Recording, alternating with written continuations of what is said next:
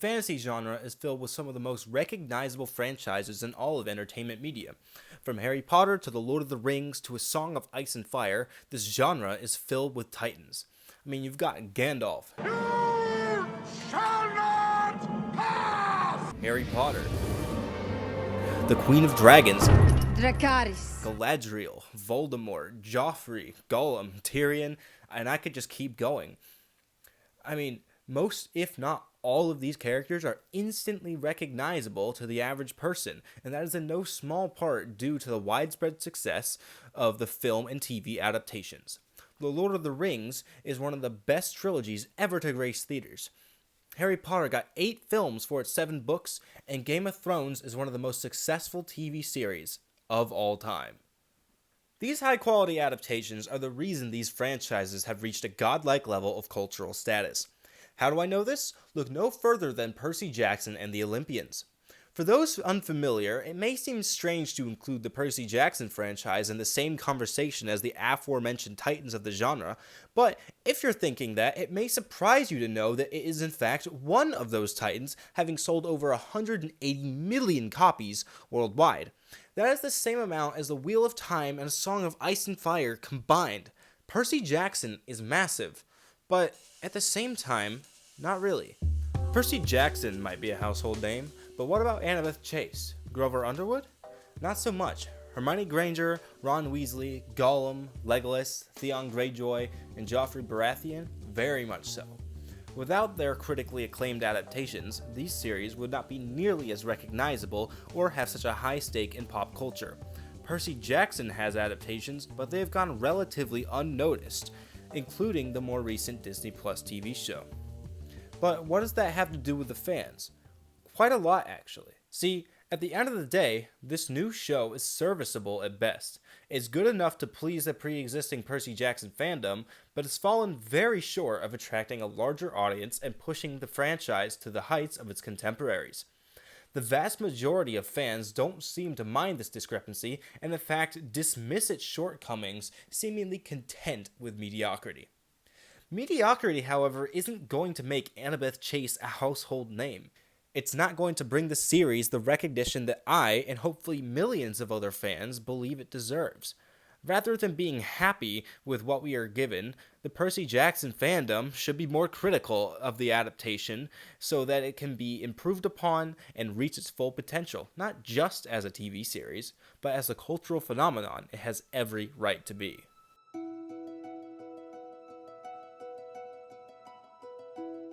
The year is 2010, and The Lightning Thief, directed by Chris Columbus, has debuted to poor critical and audience reception alike, citing pacing, casting, and numerous deviations from the source material as key components in audience dissatisfaction. The outrage from hardcore fans of this series, triggered by the carelessness displayed by the adaptation, was mirrored by the author of the series. This is significant because he had little to no impact on the development of the movie. Riordan elaborated on his disappointment in multiple letters to the producers of the film, in which he stated the movie kills any hope of the movie franchise, alienates the core audience, and the script as a whole is terrible. I don't simply mean that it deviates from the book, though it certainly does that to the point of being almost unrecognizable as the same story. Fans of the books will be angry and disappointed. Well, I'll tell you one thing. He was right about that. Fans rioted after the release of this movie, and even more after its sequel.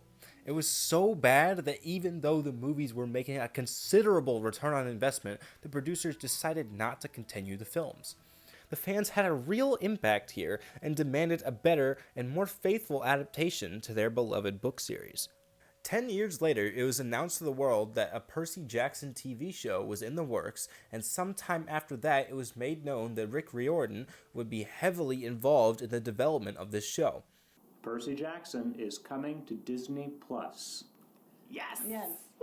This understandably got many fans excited by the prospect because if the author was involved in the production of the show, like George R.R. Martin was with Game of Thrones, it was only logical to assume that it would be as faithful as possible to the source material.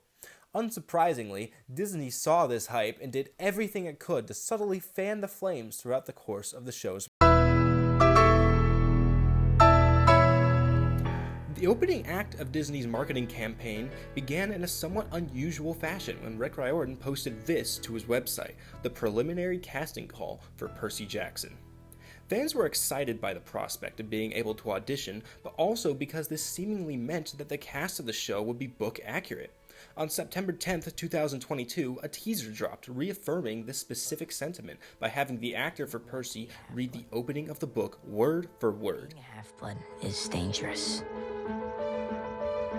It's scary.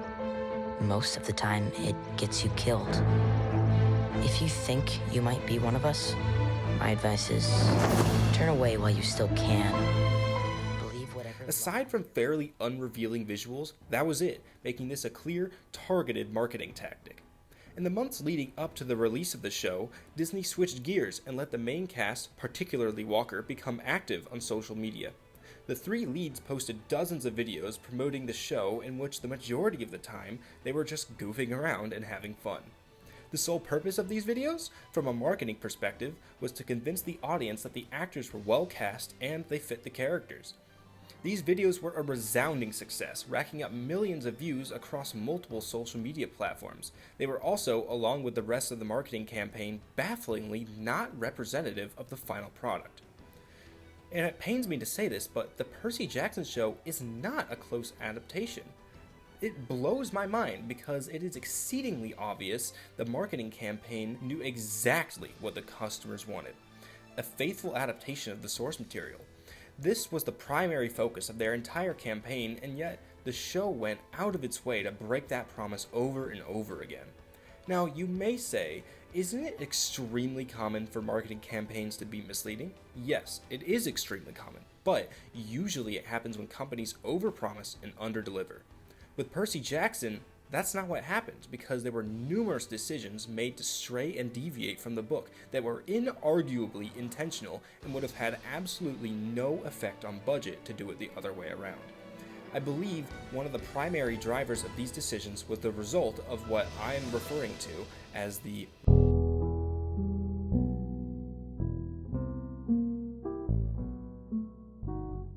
Now, it is incredibly rare for an author to have a real impact on an adaptation based on their work, and even more rare for it to happen over 18 years after the initial release of that book.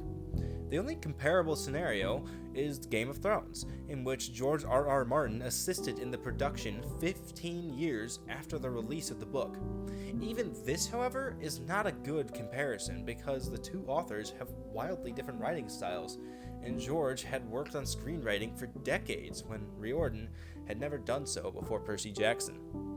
The return of Rick Riordan to this franchise is unprecedented. I think it is well worth bringing up the concept of the death of the author. The death of the author applies to any form of artwork, be it a painting, movie, or 1,000-page novel. Once the piece of creative work is put out into the world, the author's influence over the piece effectively dies and is replaced by the eye of the beholder, who, from this point on, can interpret the piece however they like. More often than not, fans of creative works will come to slightly different conclusions and interpretations than the author originally intended. This is because the author inherently knows more about their own creation than any onlooker could ever hope to achieve. An extreme and popular example of this is J.R.R. Tolkien in The Lord of the Rings. He created thousands of years worth of lore and history, and yet all the fans of the series needed to know was what happened during the span of 1 or 2 of those years. It is for this reason it is important that the fans who grew up with the source material be the ones who make the adaptations. They don't have to know all that crippling knowledge. In fact, they're almost certainly going to make something more akin to what fans of the original hope for, because they share the same perspective. They're both fans, not the creator. The death of the author doesn't come up often in respect to Tolkien, however, because he didn't care to correct fan interpretations of his novels. On the flip side, we have the J.K. Rowlings of the world who constantly fight their fandoms and attempt to retroactively change aspects of their stories. While obviously not as egregious, I believe Rick Riordan may have also fallen into the same trap when assisting in the production of Disney's Percy Jackson. While fans of the series had a practically endless list of complaints about the Percy Jackson movie, nearly 100% of the time either the first or second issue they raise relates to Annabeth's hair being brunette instead of blonde. From the outside looking in, you might think this to be a somewhat petty complaint, but to the fans, this meant the creators cared so little about the story they were adapting, they couldn't even be bothered to do something as simple as dye the actress's hair or give her a wig. Now, skip a decade into the future. Rick Riordan and Disney are revamping Percy Jackson and are deciding who to cast for one of the most prominent characters in the entire franchise. The actor they casted for Annabeth, a white girl with blonde hair and gray eyes, ended up being a black girl with black hair and brown eyes. One of the primary reasons I believe Riordan used a revisionist approach is because the casting is by far and away the most diverse of any pop culture franchise in recent memory. This lines up with his reputation as a champion of diversity, and in some regard takes it to the next level because Riordan didn't have to change the races of the characters to maintain this identity. I'm not going to say the casting was necessarily bad because in some cases like Annabeth it's practically impossible to prove, but there were more than a few selections that just flat out did not work. None of these casting choices have anything to do with race. In fact, I feel the two worst casted actors in the show were J2 Plus and Suzanne Cryer. While impossible to prove, a part of me wonders if this desire to increase representation caused him to not pay attention as much to roles that he didn't want changed. Riordan is also very vocal in his stance of wanting to maintain the identity of his children's story, and he believes a PG rating will help achieve this. Okay, sure, but what if the opening of your children's book depicts an abusive relationship, alcoholism? What if you decide to completely rework a sequence in episode 3 so that you can address sexual predation and rape committed by the main character's father, who is portrayed as a good guy later in the story? What then? Well, it seems Riordan and company didn't really know either.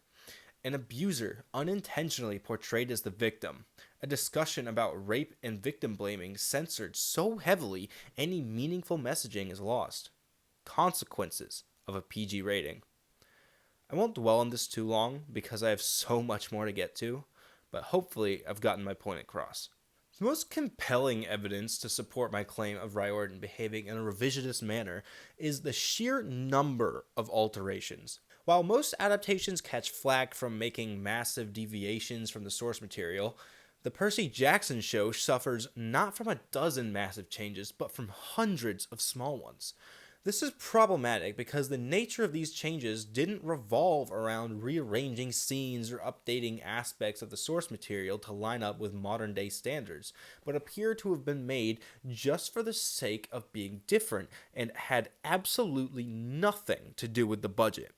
Okay, so I just stumbled upon an interview with the creative team that provides concrete evidence for everything I just mentioned relating to the sheer number of alterations and the fact that Riordan came to the show specifically as a revisionist. There's a couple things in here I want to highlight. Quote, "A million changes and you hope that almost all of them are invisible. These are very different mediums, and I think that they tell stories differently. And so I think you have to embrace the idea that everything in the book is going to have to find a different form to inhabit in order to be something I'd want to watch on screen." Okay, a couple things. First of all, these changes were anything but invisible. Second, it makes perfect sense for some things to be changed. Like, it needs to better fit the media. But everything? I'm sorry, if your goal was to change everything, quite literally everything, why the hell did your teaser trailer quote the introduction to the book word for word? Word for word. What messaging are you trying to signal there? Because it's clearly not what you were going for. Next quote. "So sometimes it's sequencing, it's causation, it's the way set pieces play out a little bit different, but it's made to work better. Some of it's bigger, some of them frankly are things that I and Rick were excited about getting a second go at. He wrote that book some 20 odd years ago, and you don't get a second draft. I think it was exciting and fun for him to sit in the conversation and think about, alright, let's rip the lid off this all over again." I knew it! I knew he was revisionist. I wrote all of that, last couple... Okay, so This is the concrete evidence I was talking about.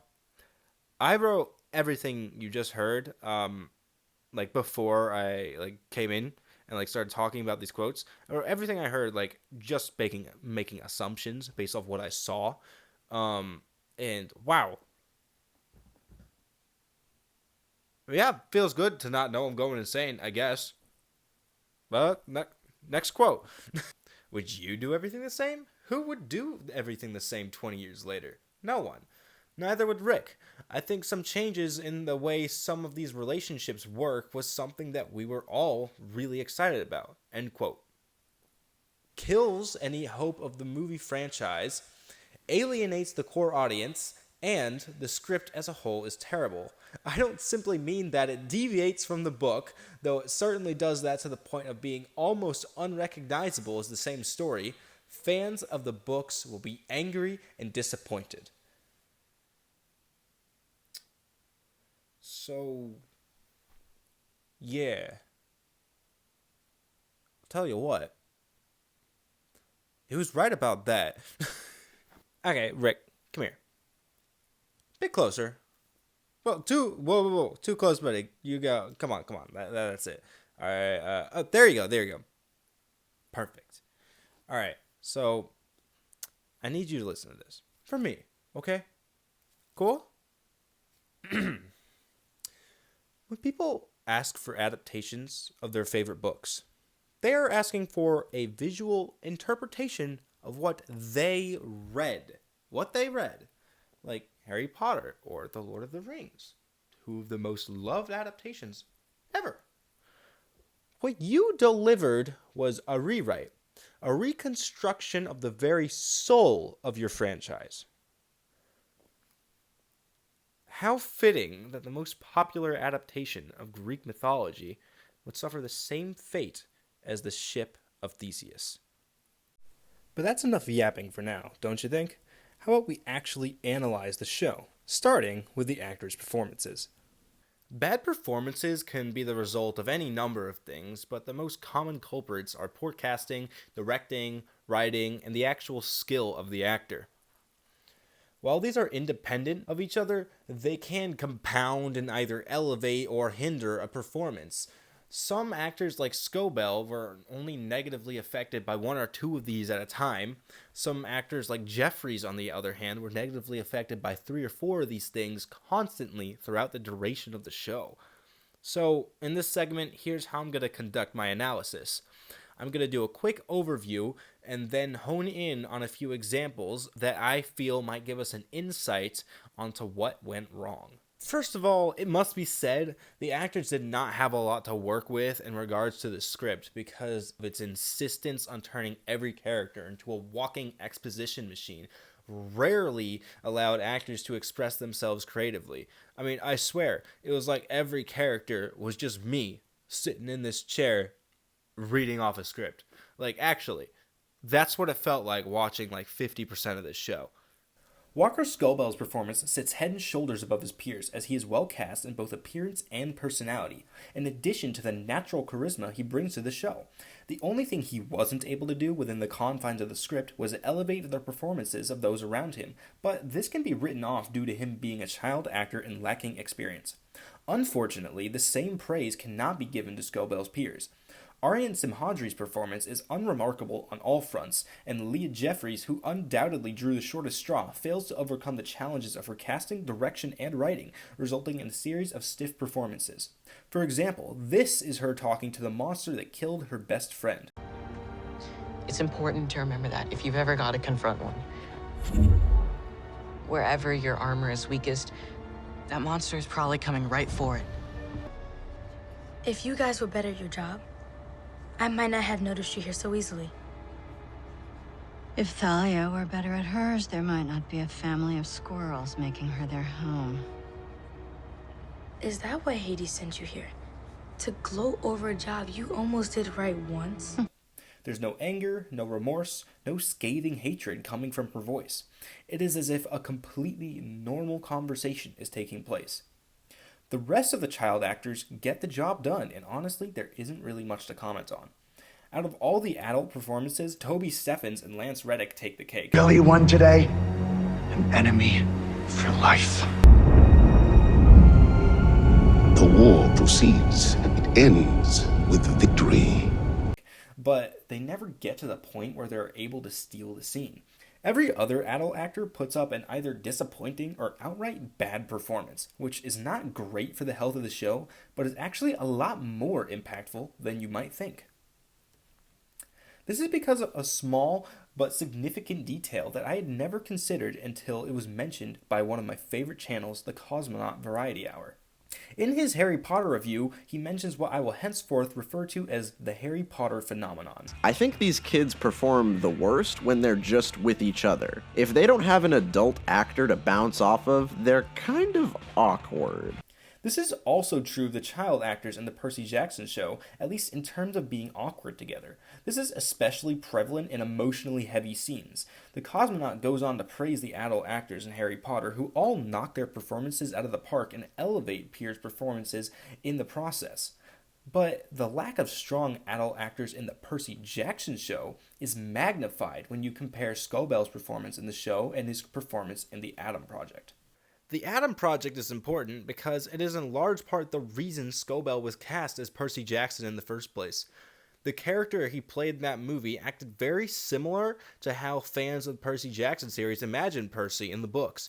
And, on top of that, he's very young, which makes him a great candidate. I'm gonna go upstairs, I'm gonna grab some stuff. Stay cool, you can trust me. That's easy for you to say. I'm the one who ends up in a therapist's office telling them about where the bad man touched me. Oh, God, that's where you go? Immediately? You are dark, man. Despite putting up the best performance out of any actor in the entire show, Scobell still didn't live up to expectations. He was much more reserved and didn't mesh as well with the other characters. The Harry Potter phenomenon plays a significant role here, because in the Adam Project, Scobell performs alongside a star-studded cast, including Ryan Reynolds, Zoe Saldana, Jennifer Garner, and Mark Ruffalo. Considering the show's lack of star power, it is no surprise that Scobell and his peers struggled and failed to meet the bar set by Radcliffe, Watson, and Grint all the way back in 2001. Now, as previously mentioned, the writing caused problems for the actors because it did not allow them room for creative expression. It was inefficient, unfocused, and suffered from Riordan's revisionist philosophy. These symptoms might lead you to believe the script was neglected by Riordan and the showrunner, but the opposite is actually true. Riordan stated, quote, "The biggest challenge was the sheer amount of time it took to get the scripts written. It's a very long and detailed process, but hopefully the time and effort paid off," end quote. If Riordan and his writing team truly spent all this time and effort on the screenplays, why didn't it work out? Well, from what I can discern, the reasons the writing didn't work, and doesn't work, especially in the frame of adaptation, is because it is constrained, inefficient, and ill-revised. The writing is constrained by its lack of trust in the audience's ability to grasp concepts and come to conclusions. It is inefficient because it relies on sloppy dialogue and exposition to pad runtime, and it is ill-revised because of a carpet bomb of changes to scenes, dialogue, and plot that in no way contributed to a better end product. The Percy Jackson TV show is an objectively dumbed-down version of the book. This is a result of a dramatic overtuning, which I believe happened as a result of the showrunner's desire to ensure the child viewers did not become confused by the plot, aspects of the world, or character development. Evidence of this can be found in every corner of the show, but here are a few of the most egregious examples. It's a pleasure to meet you, son of Poseidon. I'm Medusa. A god built this. What kind of god builds amusement parks? Hephaestus. I know who you are. You're Procrustes. There's these guys who've forgotten where they came from, forgot everything that was important to them. And they got that way because they ate the lotus flowers. In all honesty, I've never seen this done in such a high-profile piece of media. Removing all mystery and magic can only serve to inform either the supremely stupid or a 5-year-old, and it will annoy anyone with a remotely competent understanding of basic narrative structure. But why is this a flaw? Well, it all has to do with narrative engagement and interest. As a writer, it's good practice to make the audience ask questions, follow false leads, and come to conclusions. This causes the reader to feel more engaged in the story and helps to pique their interest in what's going to happen next. A good example of this that is also comparable to the Percy Jackson franchise comes from Harry Potter, when the main characters venture into the Forbidden Forest. They don't know anything about this place other than it's forbidden and extremely dangerous. This lets the audience's imagination go wild all the way up until Harry's encounter with a monster that's sucking on the blood of a unicorn. After the encounter, an explanation isn't given until the climax of the movie. Now, let's compare that to the Medusa scene from the Percy Jackson show. At the very beginning of this scene, like before we even see Medusa, the main characters figure out who she is and completely remove any mystery at all. Now the audience has no questions besides, how do the characters survive this encounter? This is fine, but the impact is significantly lessened. It's even worse if you have read the books beforehand, because now it's just a letdown for absolutely no reason. In the book, this entire scene hinges on a slow but gripping reveal of Medusa after she almost tricks the main characters into looking at her. Because of this alteration in the show, however, the scene is reduced to an exposition dump that only ends once the characters decide to kill each other. Speaking of exposition, well,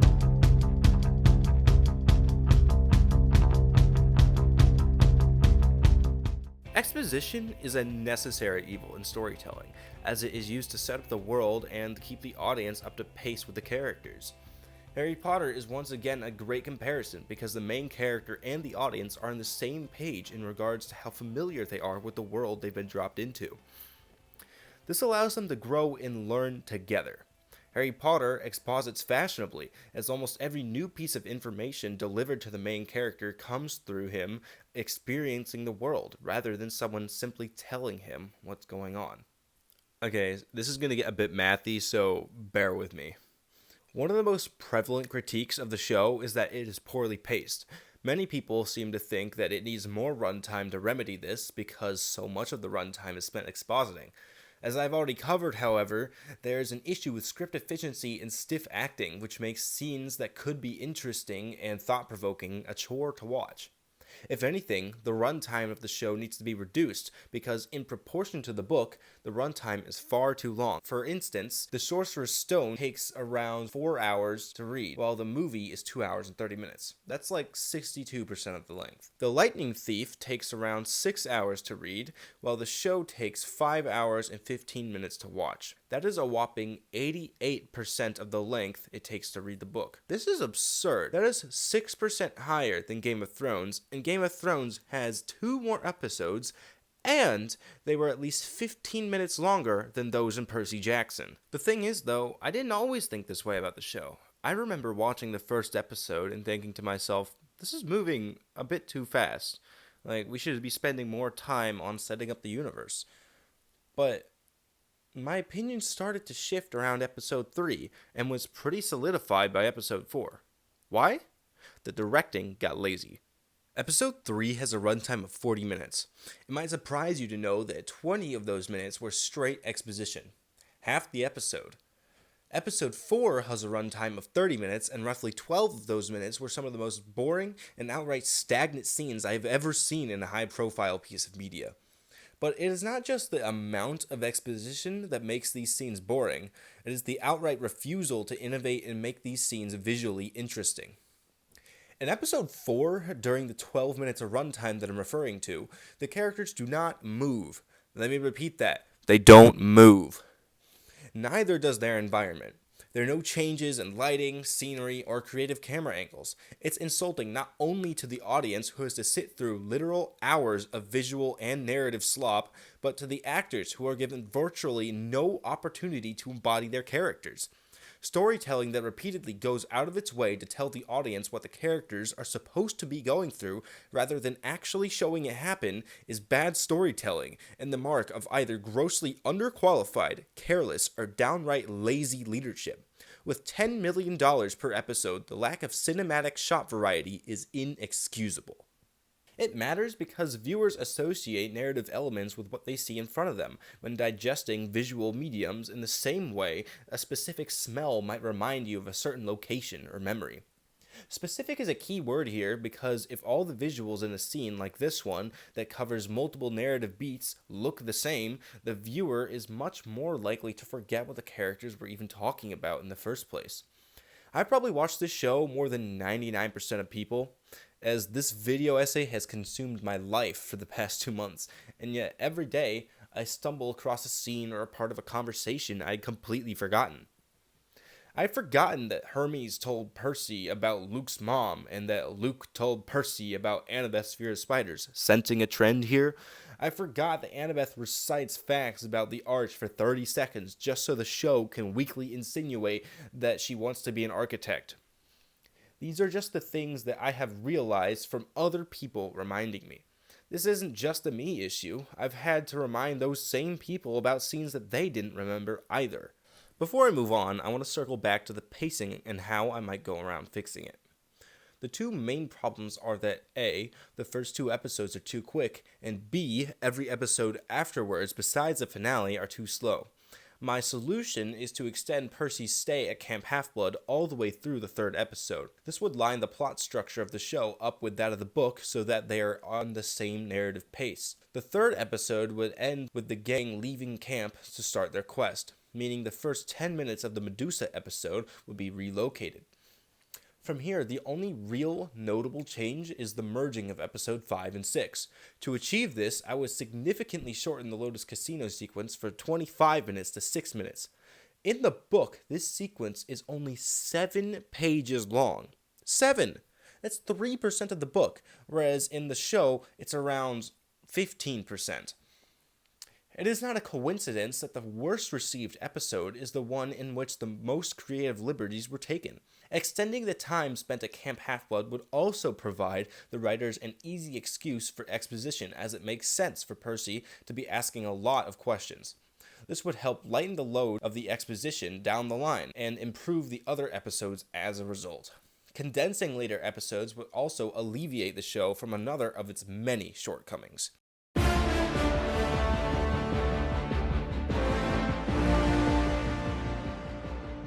According to Google, this is an action show. One would assume that an action show would have at least one action scene per episode, right? Well, in the case of the Percy Jackson show, one would be wrong, because episode 5, to my amazement, does not contain a single scene of action. I mean, that's not even it. Action scenes are cheapened throughout the show, and it really is a shame to see, because the action scenes are so few and far between to begin with. Why? Honestly, the only explanation I can come up with that kind of makes sense is bad budgeting. Budgeting was not handled well during the production of this show. This can be seen in dozens of scenes where the camera and framing deliberately move away from CG components. Even Riordan himself mentioned budgeting problems and limitations during the production of the show. For example, the guardian of Camp Half-Blood, Argus, was not included due to the lack of funds and far too many eyeballs to animate. The lack of popular actors and general star power might also be indicative of budgeting issues. Puzzlingly, Percy Jackson had a considerable budget of $10 to $15 million per episode, despite everything I just mentioned. A total budget of around $80 to $120 million. This should have been more than enough to bring at least 1 or 2 A-listers onto the project. Perhaps the cast was mismanaged. Maybe too many contracts were made in gross proceeds rather than net proceeds. Maybe Riordan and a few other showrunners, directors, and producers were paid more than the show could realistically afford. But at the same time, that wouldn't really make sense because they didn't hire any high-profile directors or producers to begin with, even though they really should have. And regardless of everything I just mentioned, the multi-billion-dollar Percy Jackson franchise is a guaranteed moneymaker. Evidence? How about the movies that nobody liked, but still made hundreds of millions of dollars? Whatever it is, the objectively poor budget management certainly played a role in the lackluster nature of the final product.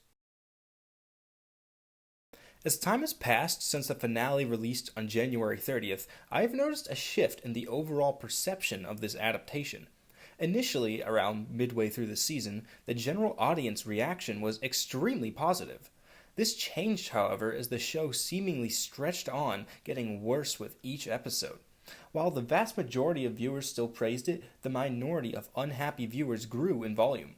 Episode 6 was a turning point in this regard, because it is by far the most universally criticized of the bunch.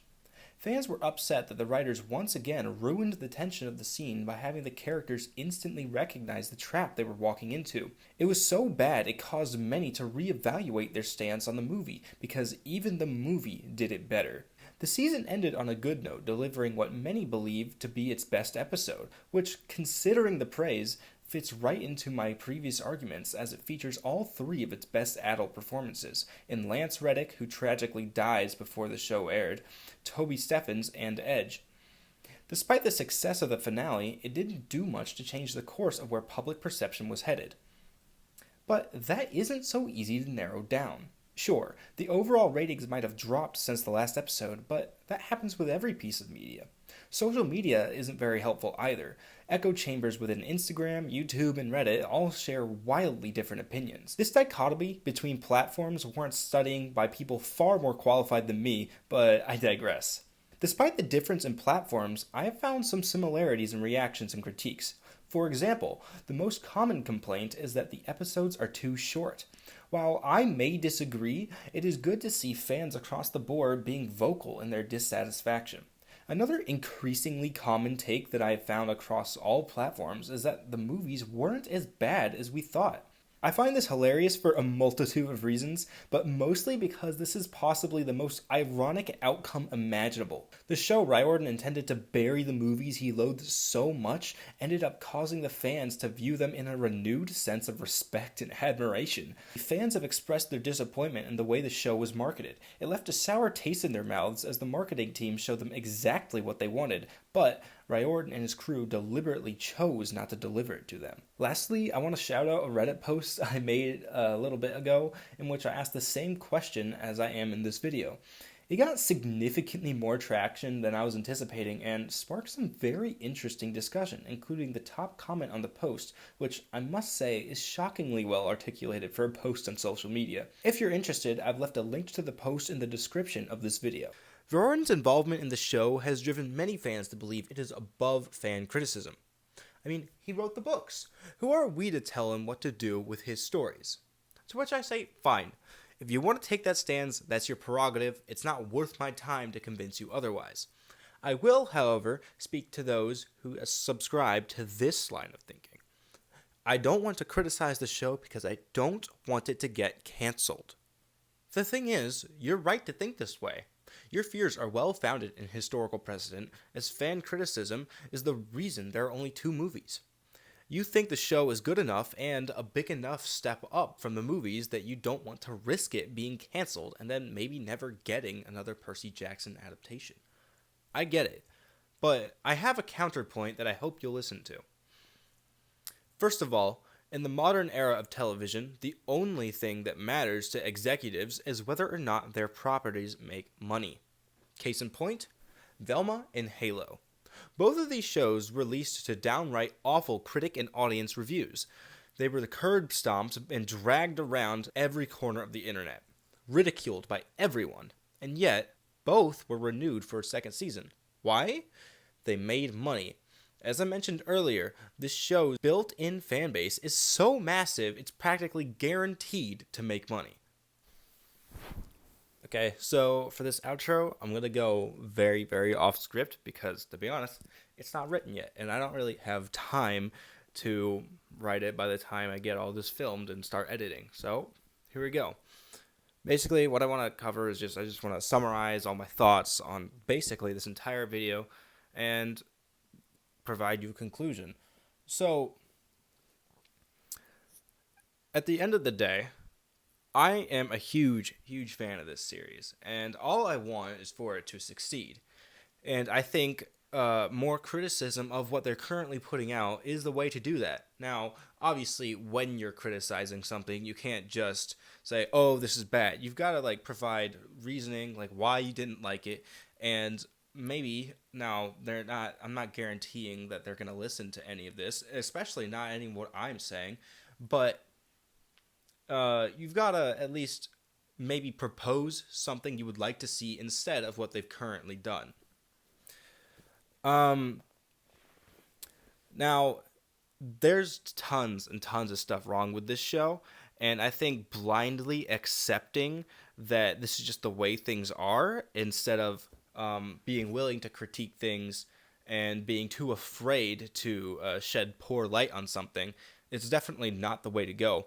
If you want this franchise to reach the scale of some of the other titans in the genre that I've mentioned so many times throughout the course of this video, because it really, really can get there. There hasn't been something that big, as big as Harry Potter, Lord of the Rings, Game of Thrones in a long time, except for Dune, but that's not really in the same genre as this, so it isn't really much of comparison. So it's a prime period of time in which the Percy Jackson show could do very, very well. There's not a lot of competition for it right now.